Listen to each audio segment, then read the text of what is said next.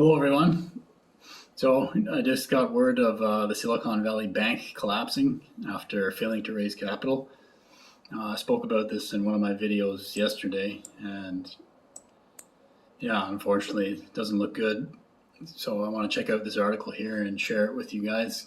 Silicon Valley Bank collapsed Friday morning after a stunning 48 hours in which a bank run and a capital crisis led to the second largest failure of a financial institution in U.S. history.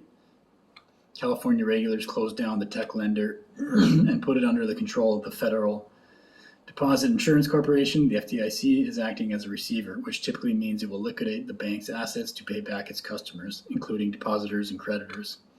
The FDIC, the wheels started to come off on Wednesday when SVB announced it had sold a bunch of securities at a loss and that it would sell $2.25 billion in new shares to shore up its balance sheet. That triggered a panic among key venture capital firms who reportedly advised companies to withdraw their money from the bank. The company's stock cratered on Thursday, dragging other banks down with it. By Friday morning, SVB shares were halted and it had abandoned efforts to quickly raise capital or find a buyer. Several other bank stocks were temporarily halted, including First Republic, PacWest, Bancorp, and Signature Bank. The mid-morning timing of the FDIC's takeover was noteworthy, as the agency typically waits until the market has closed to intervene. SVB's condition deteriorated so quickly that it couldn't last just 5 more hours, wrote Better Markets CEO Dennis Keller. That's because its depositors were withdrawing their money so fast that the bank was insolvent, and an intraday closure was unavoidable due to a classic bank run. Silicon Valley Bank's decline stems partly from the Federal Reserve's aggressive interest rate hikes over the past year. When interest rates were near zero, banks loaded up on long-dated, semi-low-risk treasuries. But as the Fed raises interest rates to fight inflation, the value of those assets have fallen, leaving banks sitting on unrealized losses. Higher rates hit tech especially hard, undercutting the value of tech stocks and making it tough to raise funds. Moody's chief economist Mark Zandi said that prompted many tech firms to draw down the deposits they held at SVB to fund their operations. Higher rates have also lowered the value of their treasury and other securities, which SVB needed to pay depositors, Zandi said. All of this set off the run on their deposits that forced the FDIC to take over SVB. Echoes of 2008, yeah. Despite initial panic on Wall Street over the run on SVB, which caused its shares to crater, analysts said the bank's collapse is unlikely to set off the kind of domino effect that gripped the banking industry during the financial crisis. The system is as well capitalized and liquid as it has ever been, Zandi said. The banks that are now in trouble are much too small to be a meaningful threat to the broader system. While, from what I understand, this was the 18th largest bank in the States, just one behind American Express. But smaller banks are disproportionately tied to cash-strapped industries like tech and crypto may be in for a rough ride, according to Ed Moya, senior market analyst at Oanda. Everyone on Wall Street knew that the Fed's rate hiking campaign would eventually break something, and right now that is taking down small banks.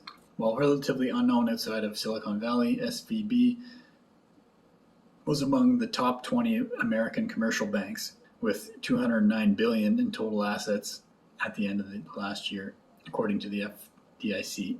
It's the largest lender to fail since Washington Mutual collapsed in 2008. The bank partnered with nearly half of all venture-backed tech and healthcare companies in the United States, many of which pulled deposits out of the bank. Mike Mayo, Wells Fargo senior bank analyst, said the crisis at SVB may be an idiosyncratic situation. This is night and day versus the global financial crisis from 15 years ago, he told CNN's Julia Chatterley on Friday. Back then, he said banks were taking excessive risks and people thought everything was fine. Now everyone's concerned, but underneath the surface, the banks are more resilient than they've been in a generation. SVB's sudden fall mirrored other risky bets that have been exposed in the past year's market turmoil. Crypto-focused lender Silvergate said Wednesday it was winding down operations and will liquidate the bank after being financially pummeled by turmoil in digital assets. Signature Bank, another crypto-friendly lender, was hit hard by the bank sell-off, with shares sinking 30% before being halted for volatility Friday. SVB's institutional challenges reflect a larger and more widespread systemic issue. The banking industry is sitting on a ton of low-yielding assets that, thanks to the last year of rate increases, are now far underwater and sinking, wrote Conrad Alt, co-founder of Klaus Group. Alt estimated that rate increases have effectively wiped out approximately 28% of all the capital in the banking industry as of the end of 2022. I kind of find it hard to believe that this is the only bank, this is some special situation with this one bank. I'm pretty sure other banks bought long duration assets at low interest rates that are now not worth as much because rates have rose. And other articles were mentioning that there are concerns about other banks as well, but